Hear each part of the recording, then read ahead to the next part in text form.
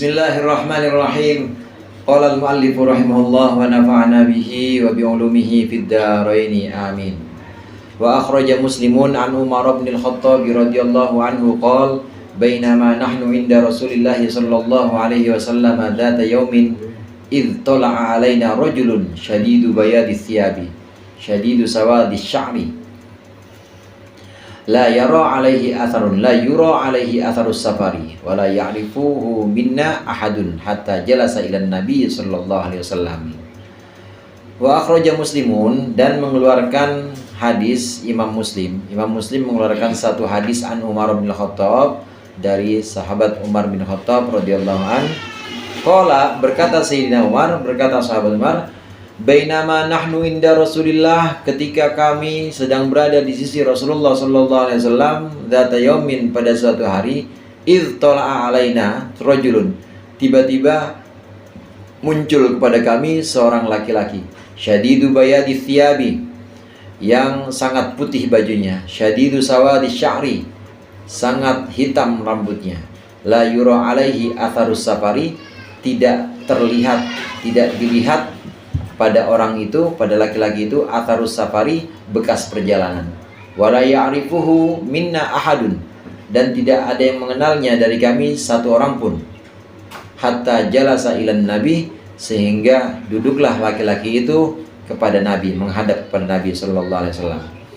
Fasnada rukbataihi ila rukbataihi, maka laki-laki itu menyandarkan, menempelkan lututnya ila rukbataihi, kepada lutut Kanjeng Nabi Muhammad sallallahu alaihi wasallam. Wa wada'a kaffaihi ala fakhidaihi, dan dia meletakkan kedua telapak tangan laki-laki ala fakhidaihi, atas pahanya laki-laki itu. Faqala ya Muhammadu, dan berkata laki-laki itu, ya Muhammadu, wahai Muhammad, akhbirni anil Islam, kabarkan atau beritahukan aku tentang Islam. Faqala Rasulullah sallallahu alaihi wasallam, maka Rasulullah sallallahu alaihi wasallam berkata, al-Islamu an tashhada an la ilaha illallahu, Islam itu bahwasannya engkau bersaksi tidak ada Tuhan selain Allah, wa anna Muhammadan Rasulullahi, dan bahwa sungguhnya Muhammad adalah utusan Allah, wa tuqimas sholata, dan engkau mendirikan salat, wa tu'tiyaz zakata, engkau menunaikan zakat, wa tasuma ramadhana, engkau berpuasa Ramadan, wa tahujjal baita, engkau mengunjungi Baitullah, in istata'ta ilaihi sabilan, jika engkau mampu kepada Baitullah jalannya. Qala, berkata laki-laki itu, sodakta, engkau benar. Qala, berkata sahabat Umar, fa'ajabna lahu, kami heran dengan orang itu, kami heran kepada laki-laki itu. Yas'aluhu wa yusaddiquhu, dia bertanya kepada Nabi, tapi dia yang bilang benar juga. Bingung. Ini hadis disajikan, dikutip oleh mu'allif di sini dalam babul iman, dalam bab iman. Bab pertama dalam kitab Irsyadul Ibad adalah bab tentang keimanan. Pertemuan yang lalu kita sudah bicara tentang kewajiban iman kepada Allah Subhanahu wa taala, artinya tauhid, artinya mentauhidkan Allah. Maksudnya mentauhidkan Allah itu hanya menyembah Allah saja, mengesahkan Allah saja, Allah yang menciptakan kita, memelihara kita, merawat kita, namanya rububiyah. Karena satu-satunya yang merawat kita dari awal, menciptakan, merawat, memelihara, kemarin sudah kita bahas, namanya sifat rububiyah Allah. Karena kita sadar dan tahu bahwa hanya Allah yang seperti itu, maka kita harus menyembah Allah saja, namanya tauhid uluhiyah. Tauhid uluhiyah sebagai bukti bahwa kita menyembah Allah saja. Tauhid rububiyah adalah dasar dari tauhid uluhiyah, dasar pemahaman dan keyakinan bahwa kita yakin, kita paham bahwa Allah yang menciptakan kita, memelihara kita, menyediakan rezeki kita, itu ya Allah, maka kita hanya menyembah Allah saja, namanya tauhid. Ini bab iman. Nah, pada bagian yang barusan kita baca, pengarang musannif ini mengutip hadis yang merupakan hadis sahih dikeluarkan oleh Imam Muslim. Bapak hadirin sekalian, imam hadis itu yang paling ketat dalam periwayatan hadis adalah Imam Bukhari. Perlu diketahui di sini antara Imam Bukhari dengan para sahabat Nabi jaraknya juga jauh. Jadi Imam Bukhari ketemu nggak dengan sahabat? Nggak ketemu. Sama sahabat aja nggak ketemu, apalagi sama Nabi. Jadi Imam Bukhari itu hidupnya kapan? Imam Bukhari itu masa hidupnya kira-kira 3 abad setelah Rasulullah. Lah kenapa kok jadi hadis-hadisnya Imam Muslim, Imam Bukhari, kalau hadis-hadisnya dijadikan sebagai dasar kitab Irsyadul Ibad, dijadikan sebagai dasar kitab Fathul Mu'in, dasar kitab-kitab yang lain, pasti ngambilnya dari Bukhari dan Muslim. Karena Imam Bukhari paling ketat dalam periwayatan hadis. Beliau tidak mengeluarkan hadis, tidak mengumpulkan hadis dalam kitabnya kecuali dengan syarat-syarat yang sangat ketat. Di antaranya periwayatannya harus nyambung. Beliau menerima Imam Bukhari dari gurunya, gurunya dari gurunya, gurunya dari gurunya lagi, gurunya dari sahabat, dan sahabat dari Rasulullah SAW. Nah nanti tadi yang saya sebut sebagai guru itu semua namanya jelas dan sudah beliau uji oleh imam hadis ini, sudah diuji bahwa orang ini ada, orang ini memang hidupnya ketemu dengan guru yang sebelumnya, jadi tidak ada yang terputus. Namanya muttasil, sanadnya itu sanadnya nyambung terus. Bukan cuma nyambung dalam arti masa hidupnya memang ketemu.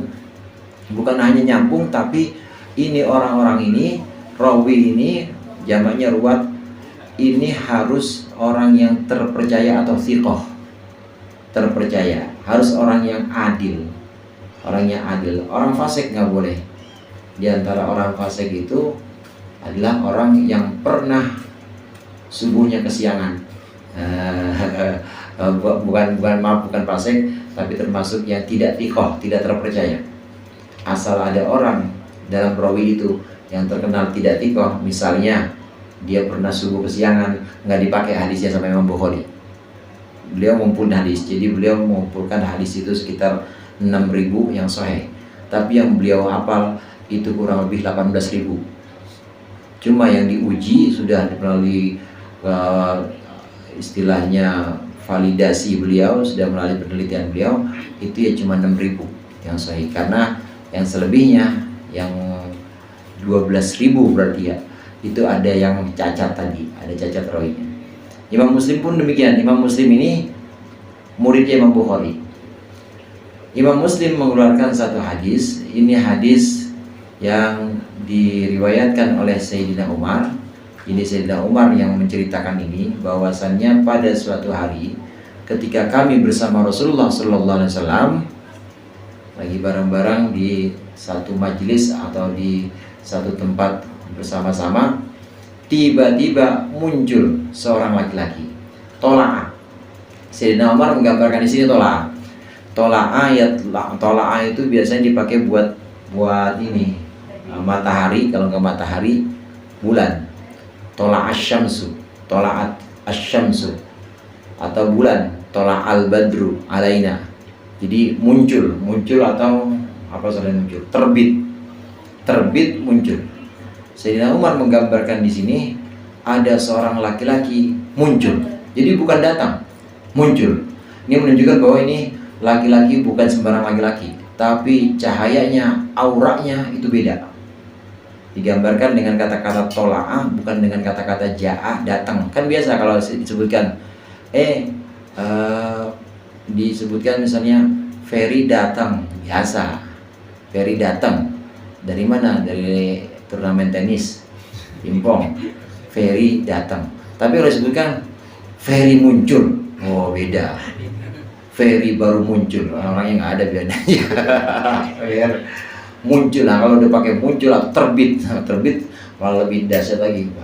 Dia mulai tampak, kan beda, tampak sama datang kan udah beda. Nah, di sini tola'ah ini disebutkan oleh sahabat Umar, ini menunjukkan bahwa yang datang ini bukan laki-laki sembarangan, tapi yang memang punya satu daya tarik. Ya, kalau kita sebut aura mungkin yang beda. Tiba-tiba muncullah seorang laki-laki yang sangat putih bajunya putih banget, lain sama baju-baju sahabat yang lainnya. Yang lainnya mungkin pada pakai pakaian putih, tapi ini putihnya benar-benar putih. Padahal belum ada Baiklin waktu itu. Belum ada ya deterjen atau yang lain-lain. Tapi sangat putih. Laki-laki dengan pakaian yang sangat putih, rambutnya juga sangat hitam. Rambutnya benar-benar hitam. Lalu dalam wajah laki-laki ini, dalam kepribadian laki-laki ini tidak ada bekas, tidak ada tanda-tanda perjalanan jauh. Kalau saya taruh perjalanan jauh nggak Pak? Datang dari sini, mana mata udah capek banget, kan kelihatan kan begitu ya, ngomong udah lemas, itu namanya tanda perjalanan jauh. Tapi kalau tidak ada tanda-tanda perjalanan jauh, ini maksudnya sampai ke sana, tadi muncul istilahnya masih dalam keadaan fit, seger, bajunya putih, rambutnya hitam, nggak acak-acakan, rambutnya juga tertata rapi. Ini maksudnya ini bukan orang jauh, maksudnya bukan orang yang habis dalam perjalanan jauh, bukan. Tapi laki-laki ini walaupun bukan orang dari perjalanan jauh, tidak ada tanda-tanda habis dalam perjalanan jauh, cuma nggak ada yang kenal. Umumnya, wajarnya kalau orang yang rumahnya dekat-dekat sini sampai ke Majlis Miftahul Khair kan ya baju masih wangi misalnya, ya rambut juga masih klimis, peci juga belum mencong. Kalau udah ngaji puyeng mencong biasanya. Ini kalau baru mulai biasanya masih rapi semuanya. Dan biasanya kenal gak tuh? Kenal, soalnya orang dekat. Orang sini juga. Yang terjadi dalam peristiwa ini tidak ada yang kenal. Berarti kan orang jauh. Tapi dibilang orang jauh, nggak ada tanda-tanda habis dalam perjalanan jauh. Badannya masih segar, rambutnya hitam, kemudian pakaiannya putih, nggak ada bekas-bekas perjalanan jauh, tidak ada lusuh, tidak ada sesuatu yang menunjukkan bahwa dia habis dalam perjalanan, nggak ada. Cuma tidak ada yang kenal kita. Laki-laki ini tiba-tiba muncul, kemudian mendekatkan badannya kepada Rasulullah. Laki-laki ini menempelkan lututnya kepada lutut Rasulullah. Jadi tempel begini Pak. Satu penjelasan ulama, tempel begini, di Nabi begini, dia begini.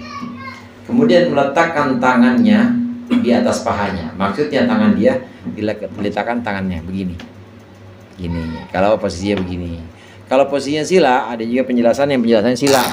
Ya berarti begini, kayak bawa apa atau begitu. Cuma tangannya di paha. Jadi menunjukkan ini juga termasuk bagian dari adabnya taklim atau adabnya ngaji. Meletakkan tangan di paha. Meletakkan tangan di paha. Jadi kalau ngaji jangan begini. Ibu juga ogah jalannya. Ini atau garuk-garuk, letakkan tangan di pahanya. Laki-laki ini muncul meletakkan lututnya dekat dengan lutut Rasulullah, kemudian meletakkan telapak tangannya kepada pahanya sendiri. Laki-laki ini kemudian mulai bicara, ya Muhammad, bukan ya Rasulullah, ya Muhammad, panggilnya ya Muhammad. Mungkin para sahabat pada waktu itu dalam benaknya, siapa nih orang nih, manggilnya Mat-Mat aja. Kalau Bang Mamat mah nggak apa-apa, dia Muhammad. Akhbirni anil Islam, wahai Muhammad, ajarin saya tentang Islam. Apa itu Islam? Maksudnya mal Islam, apa Islam? Jadi yang ditanya oleh orang ini, wahai Muhammad, apa itu hakikatnya Islam? Dijawab oleh Rasulullah, Islam itu engkau bersaksi tidak ada Tuhan selain Allah, dan engkau bersaksi bahwa Muhammad adalah utusan Allah. Lalu engkau mendirikan sholat. 3, engkau membayar zakat. 4, engkau mengunjungi 4, engkau berpuasa Ramadan. 5, engkau mengunjungi Baitullah jika engkau mampu. Dijawab oleh Rasulullah. Urutannya seperti itu. Tapi Rasulullah nggak menyebutkan pakai angka. Urutannya seperti yang saya sebutkan tadi. Ini yang nanti jadi sebagai rukun Islam. Apa itu Islam? Islam itu kata Rasulullah, engkau bersaksi bahwasannya tidak ada Tuhan selain Allah dan bahwasannya Muhammad utusan Allah. Engkau mendirikan sholat, menunaikan zakat, berpuasa Ramadan, dan haji. Itulah Islam. Kata laki-laki ini, benar engkau mat. Sahabat udah dia nanya, dia jawab pasti. Ngapa ini orang? Sahabat-sahabat fa'ajab, dan kata Sayyidina Umar di sini, fa'ajabna lahu yas'aluhu wa yusaddiquhu. Kami semua heran lah dia nanya, dia ngiyain. Bener kau mat. Maksudnya apa nih orang? Ya bagus. Memang rojulun atau laki-laki ini tadi yang membawa, jadi penampilannya begitu juga daya tariknya beda dengan laki-laki pada umumnya. Mungkin kalau itu yang nanya kucel, udah gitu mukanya jelek, wah digamparin sama sahabat tadi. Lagu apa nih bocah? Udah manggil dari awal pakai mat-mat doang. Dia nanya, yang bener kau Muhammad. Dia nanya, dia yang benerin gimana tuh. Kalau penampilannya mungkin gak meyakinkan, pasti sahabat-sahabat, apalagi Sayyidina Umar, piting kalau itu. Tapi kalau ini menunjukkan bahwa sahabat hanya sedar heran nih, ini orang dia nanya, dia yang benerin juga. Menunjukkan bahwa laki-laki ini memang ada daya atau aura, daya tariknya berbeda dengan yang lain. Penampilannya rapi, ganteng. Satu riwayat lain menyebutkan malaikat Jibril itu kadangkala muncul dalam bentuk laki-laki, dan pasti laki-laki ganteng, pasti ganteng. Pokoknya putus orang sini mah. Pasti dalam bentuk laki-laki yang paling ganteng. Karena nggak bisa dipungkiri Pak, penampilan fisik itu pasti awal yang dilihat orang adalah penampilan fisik. Coba kalau yang mimpin majelis ini nggak kayak Ustaz Amin ganteng gini. Beda gitu misalnya, pasti beda. Itu jadi daya tarik tersendiri pasti. Itu fisik pasti nggak bisa dipungkiri. Orang pertama kali lihat itu adalah pandangan fisiknya. Malaikat Jibril muncul dalam bentuk laki-laki biasanya.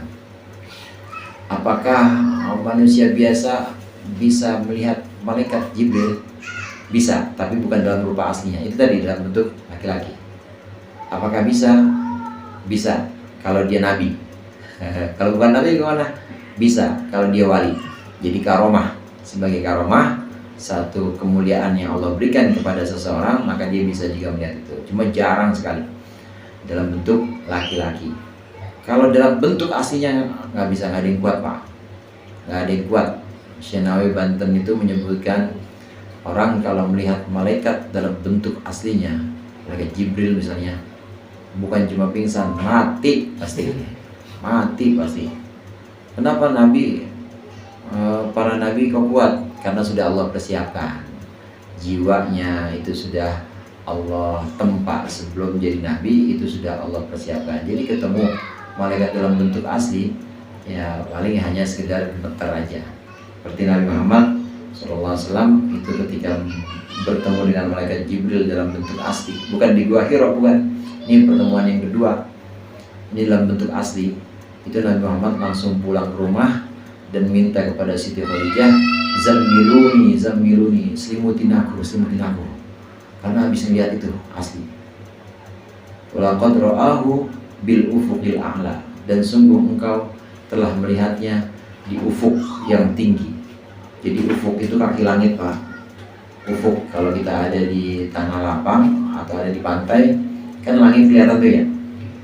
Kelihatan. Itu ketutupan semua sama malaikat Jibril. Duduk Bang. Gimana diri? Malaikat Jibril duduknya tutupan semua di langit. Gimana diri? Nabi gemeteran terus minta selimutin, jadi gigil melihat itu. Kalau kita mati langsung. Jadi kalau yang biasa ditangkap sama Ustaz Amin, yang biasa sama Bang Mamat, itu masih paling tinggi berapa Bang? Ya setinggi tiang listrik dah misalnya, segitu doang udah. Ya. Cebet itu mah. Ya paling cuma setinggi tiang listrik atau setinggi pohon sawo dah. Ya di bawahnya ada. Ya setinggi itu misalnya, masih kecil-kecil itu. Lo malaikat gede-gede Pak, gede-gede. Itu malaikat Jibril.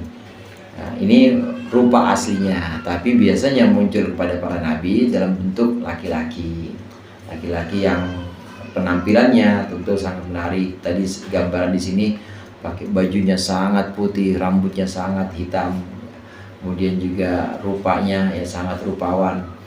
Laki-laki ini bertanya kepada Nabi tentang Islam, dijelaskan oleh Nabi. Islam itu yang 5 tadi disebutkan. Kemudian dijawab oleh laki-laki ini, benar engkau Umar. Benar engkau Umar. Sahabat-sahabat heran. Hadirin sekalian, ini hadis yang menjadi dasar tentang Islam. Karenanya Islam itu ada 5 rukunnya, yaitu yang tadi disebutkan. Dasarnya mana? Dasarnya ini hadis. Jadi rukun Islam ada 5. Pertama apa? Sesuai hadis ini, pertama syahadat, 2 sholat, 3 zakat, 4 puasa, 5 haji. Itu rukun Islam. Jadi 3 tadi, 2 sholat, 3 zakat. Ini urutan hadisnya begitu. Sholat, zakat. Urutan Quran juga begitu. Al-Quran, alladzina yuqimunas shalah wa yu'tunaz zakah. Jadi habis sholat, zakat. Pernah nggak bapak-bapak hadirin dengar rukun Islam? Pertama syahadat, 2 sholat, 3 puasa. Pernah nggak? Nggak pernah ya? Jadi yang ketiga apa? Zakat, bukan puasa. Puasa dulu, Pak. Ada puasa dulu ya? Iya, ada juga. Makanya saya tanya. Dia tanya, ada nggak yang pernah dengar 3 puasa, ntar 4-nya baru zakat? Ada ya Pak? Ada. Ini pembagian para ulama.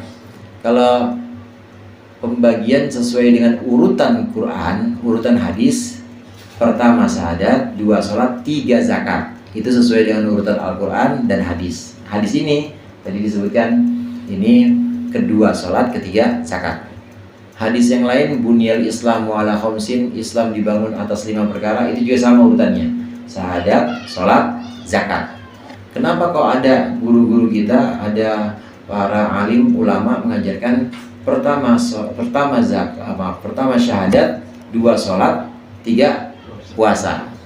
Ini para alim ulama ini mengelompokkan berdasarkan jenis ibadah, tidak berdasarkan urutan, tapi berdasarkan jenis ibadah. Ibadah itu ada ibadah badan, yang menyebutkan pertama syahadat, 2 sholat, 3 puasa. Ini mengelompokkan badan semua. Itu ibadah badan. Syahadat itu ibadah badan. Anggota badannya apa? Mulut. Asyhadu an la ilaha illallah, asyhadu anna Muhammadar Rasulullah. Asal udah itu berarti Islam. Yang baru masuk Islam harus menyebutkan itu. Kemudian sholat, mendirikan sholat, ibadah badan juga. Karena yang melakukan badan kita. Mulai dari Allahu Akbar, baca Fatihah, ruku, i'tidal, sujud, badan. Maka itu namanya ibadah badan. Syahadat ibadah badan, sholat ibadah badan. Begitu juga puasa, ibadah badan. Yang lapar, perut apa pikiran? Perut. Yang apa? Perut kita apa perut tangga? Perut kita yang puasa. Nah, yang lapar perut. Perut badan bukan? Badan.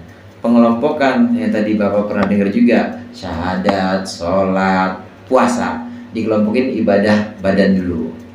Nah, setelah itu keempat baru zakat. Zakat ini bukan ibadah badan, zakat ibadah mal atau ibadah harta. Ibadah harta. Jadi yang dikorbankan atau yang diupayakan bukan badan kita, tapi harta kita dikeluarkan.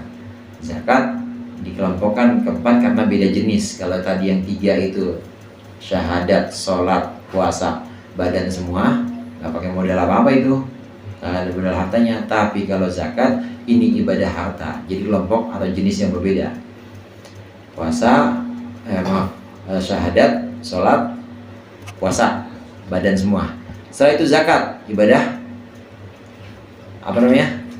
Zakat ibadah harta. 4. Yang kelima haji. Haji ini gabungan antara ibadah harta dan ibadah badan. Jadi pengelompokan menurut jenisnya. Jenis ibadah badan dulu 3, syahadat, sholat, puasa, baru ibadah harta, zakat, baru ibadah yang menggabungkan antara harta dan badan. Karena haji ini menggabungkan dua ini. Banyak hartanya, kaya, kontrakannya aja 400 pintu. Ini mana 400 pintu? Kontrakannya banyak. Sehat, maaf, hartanya banyak, tapi nggak sehat. Bisa nggak ibadah haji? Nggak bisa.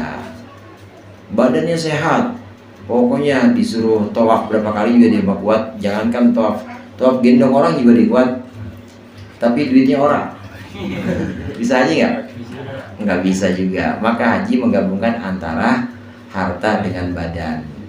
Kenapa ada urutan yang tadi kita dengar? Syahadat, sholat, puasa, itu berdasarkan jenisnya. Kenapa ada urutan yang syahadat, sholat, zakat? Ini berdasarkan urutan yang ada di hadis dan urutan yang ada di Al-Quran.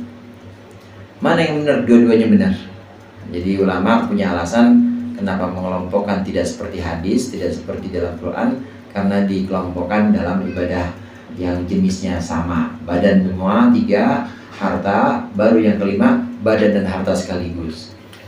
Ini hadis tentang rukun Islam, hadis yang diriwayatkan oleh sahabat Umar bin Khattab yang dikeluarkan oleh Imam Muslim. Imam Muslim ini murid dari Imam Bukhari. Qala fa akhbirni 'anil iman. Qala an tu'mina billahi wa malaikatihi wa kutubihi wa rusulihi wal yawmil akhir. Wallahu a'lam bishawab. Mudah-mudahan bermanfaat. Dikurang yang mohon maaf. Wallahul muwaffiq ila aqwamit thoriq. Wassalamualaikum warahmatullahi wabarakatuh.